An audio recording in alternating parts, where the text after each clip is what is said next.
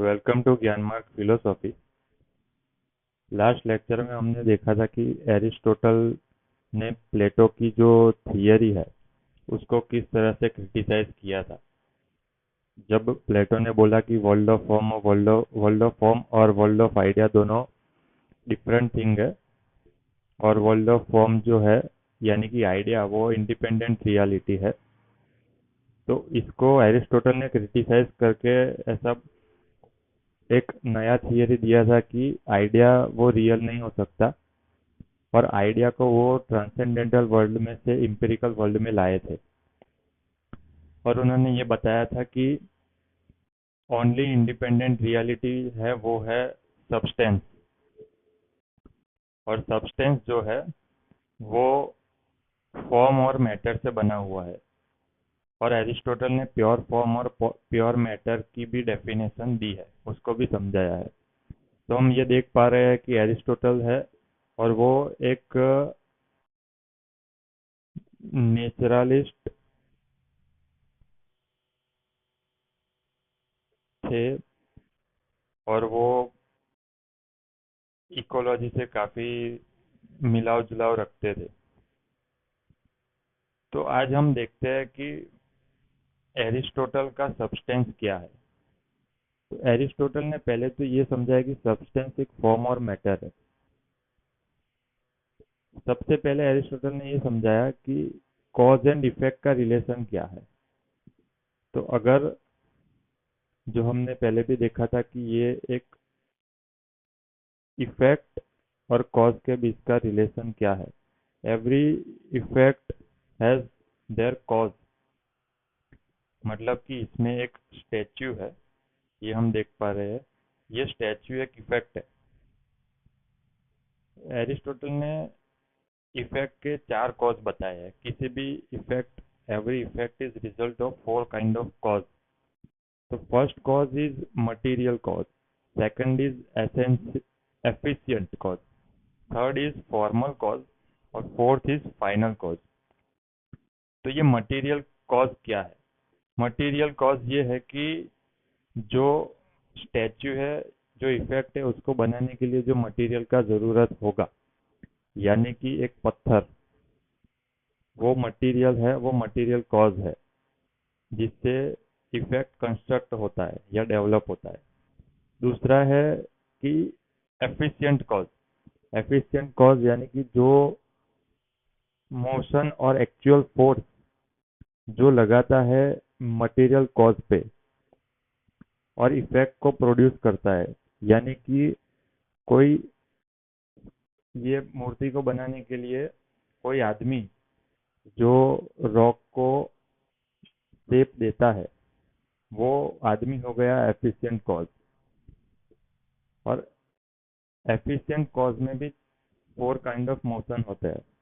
उसमें सबसे पहले है सब्सटेंशियल मोशन, जो कि बिगिनिंग और एंड ऑफ थिंग होता है, यानी कि किसी चीज का बिगिनिंग और एंड होता है वो सब्सटेंशियल। अगर वो मूर्ति बना रहा है तो उसका बिगिनिंग स्टार्ट होगा रॉक से, और मूर्ति बन जाएगी तो उसका एंड होगा, तो वो सब्सटेंसिव मोशन हो जाएगा। दूसरा है क्वालिटेटिव मोशन, मतलब कि क्वालिटी, एक एक क्वालिटी में से दूसरी क्वालिटी चेंज होती है, वो क्वालिटिव मोशन। तीसरा है क्वांटिटेटिव मोशन, यानी कि इंक्रीज और डिक्रीज होता है क्वांटिटी। और चौथा है लोकोमोटिव मोशन, यानी कि डिस्प्लेसमेंट ऑफ करस्पॉन्डिंग थिंग होता है। जो करस्पॉन्ड होता है उस correspond to displacement of thing, जो थिंग डिस्प्लेसमेंट होती है उसको बोलते हैं लोकोमोटिव मोशन। तो ये चार काइंड ऑफ मोशन जो एफिशिएंट कॉज में देखने को मिलते हैं। एक है सब्सटेंसिव, दूसरा क्वालिटेटिव, तीसरा क्वांटिटेटिव, और चौथा लोकोमोटिव। ये हो गया एफिशिएंट कॉज। तीसरा है फॉर्मल कॉज।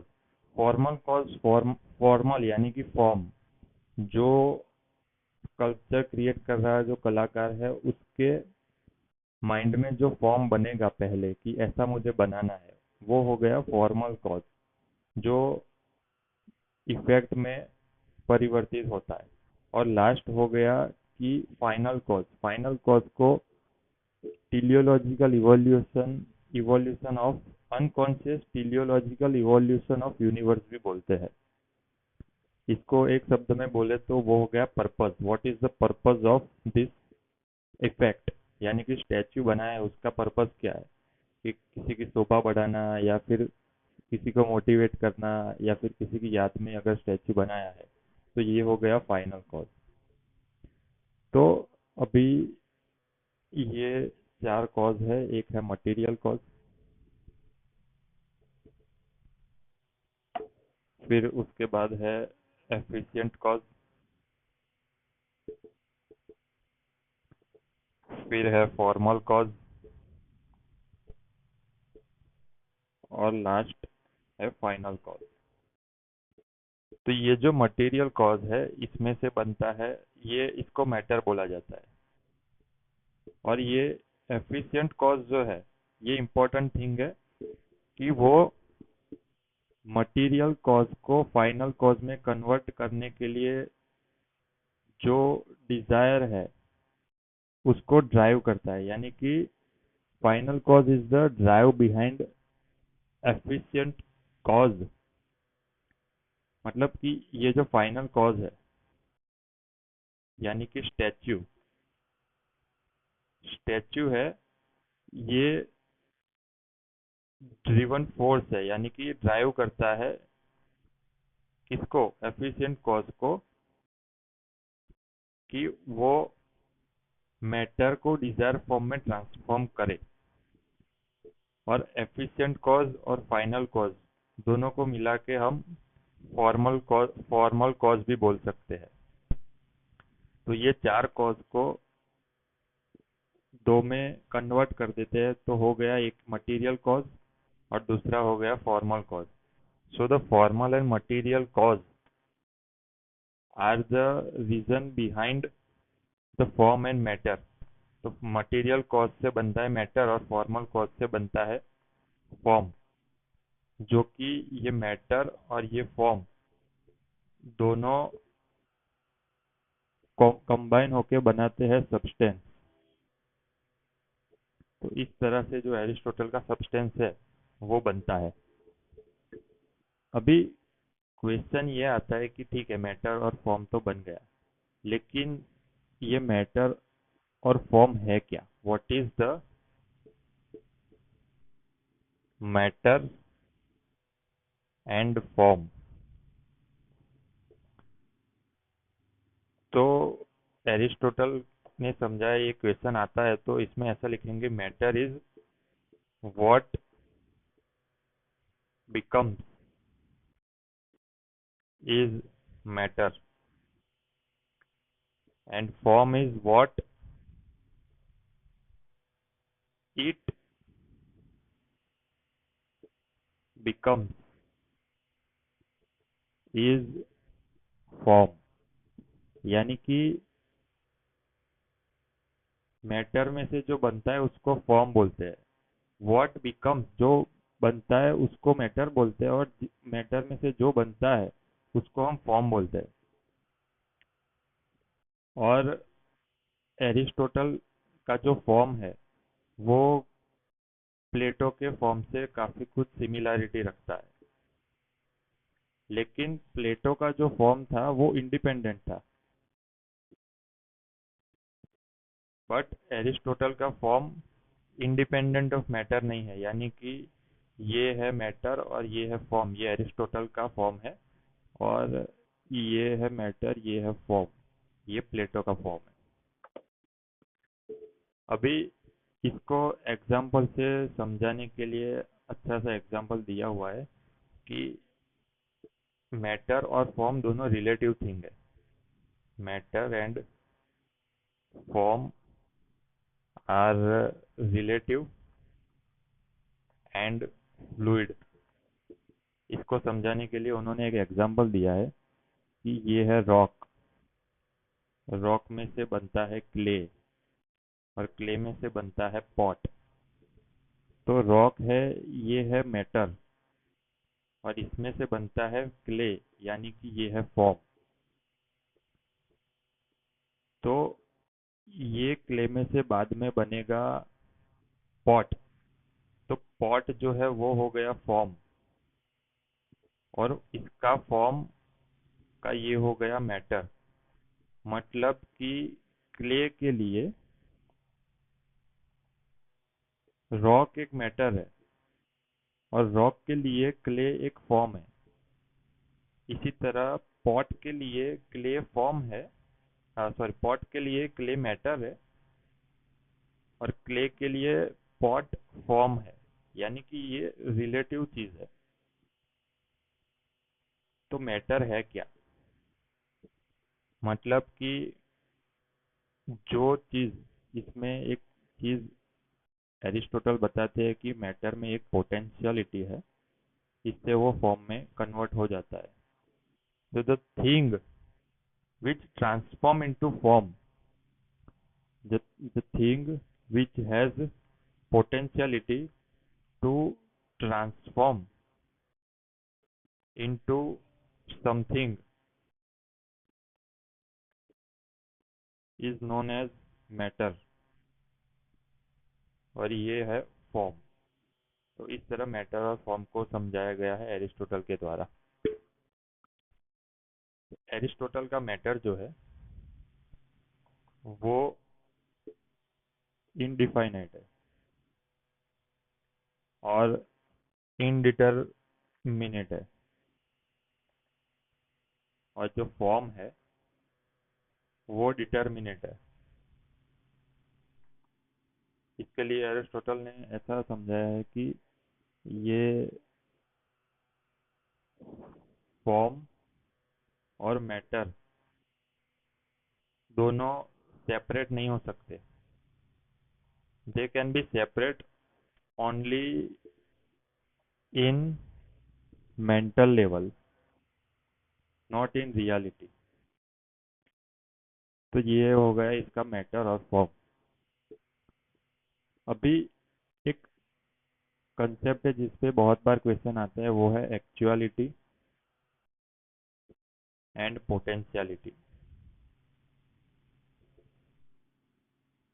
तो ये कंसेप्ट देने की ज़रूरत क्या पड़ी एरिस्टोटल को? तो ये कंसेप्ट इसलिए दिया कि जो प्लेटो का जो लूप होल था, मतलब कि जो मैटर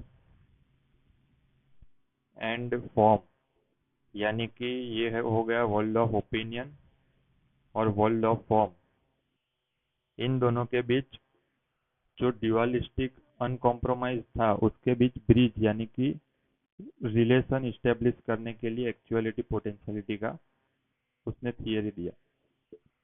दूसरा था जो चेंज समझाने के लिए, यानी कि ये जो वर्ल्ड है वो चेंजिंग है और फॉर्म है वो अनचेंजिंग है।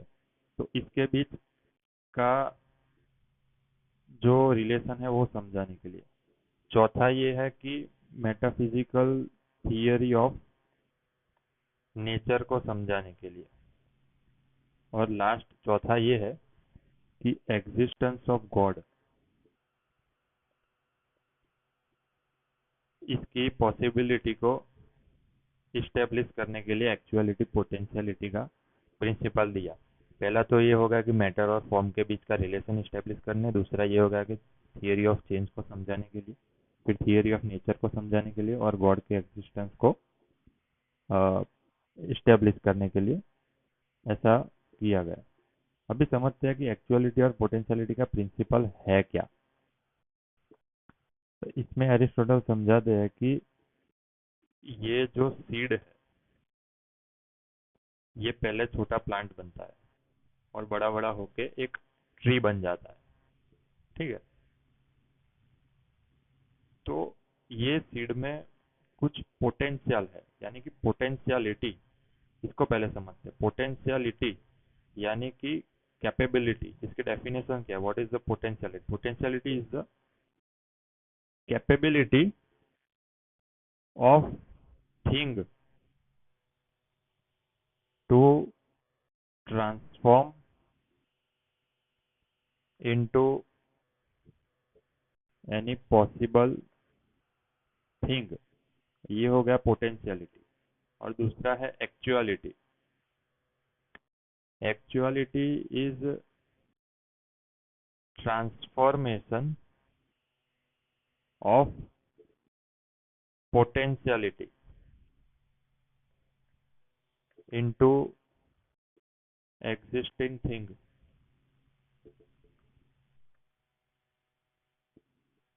जो पोटेंशियलिटी यानी कि कैपेबिलिटी है कि थिंग में ट्रांसफॉर्म होने की, और एक्चुअलिटी क्या है कि जो ट्रांसफॉर्म हो जाता है और एग्जिस्टिंग थिंग है उसको बोलते हैं एक्चुअलिटी। यानी कि ये जो ट्री है ये है एक्चुअलिटी, और सीड में एक कैपेबिलिटी है उसको बोलते हैं पोटेंशियलिटी। तो ये हो गया मैटर और ये हो गया फॉर्म। तो इस तरह एरिस्टोटल ने समझाया कि ये जो छोटा ट्री है या फिर ये सीड है और ये एक ट्री है, तो ये दो अलग तो चीज नहीं है। इस तरह ये चेंज हो रहा है। इसका मतलब ये नहीं है कि ये छोटा प्लांट जो बाद में ट्री बनने वाला है वो और ये ट्री दोनों अलग है। यानी कि फॉर्म और मैटर दोनों अलग नहीं है, वो एक ही है। इस तरह से इसको समझाया हुआ है। अभी ये इंडियन थियरी में जो सत्कार्यवाद था इससे सिमिलरिटी रखता है कि इफेक्ट जो है वो कॉज में एग्जिस्ट करता है, ऐसा बोल रहे थे। इस तरह से जो ट्री है ये इफेक्ट और कॉज इसका सीड है, तो इससे काफी सिमिलरिटी रखता है। और एरिस्टोटल ने जो थियरी ऑफ अनफोल्डमेंट दी है उसमें बताते बताते हैं कि जो लोअर फॉर्म है यानी कि ये जो सीड है, सीड इज मैटर, लेकिन उसको हम लोअर फॉर्म भी बोल सकते हैं या फिर लोअर एक्चुअलिटी भी बोल सकते हैं। वो ट्रांसफॉर्म होता है हायर फॉर्म में। हायर फॉर्म यानी कि ट्री, मतलब कि हायर एक्चुअलिटी में ये ट्रांसफॉर्म होता है। इस तरह से फॉर्म और मैटर को समझाया हुआ है। तो जो फॉर्म है, फॉर्म इन सब्सटेंस, यानी कि ये जो हायर फॉर्म है वो हायर एक्चुअलिटी का लेवल है। और इसके लिए उन्होंने समझाया कि प्योर मैटर और प्योर फॉर्म ही ओनली रियलिटी है। इस तरह से पूरा हो गया जो पोटेंशियलिटी एक्चुअलिटी का कंसेप्ट और थियरी ऑफ फॉर्म और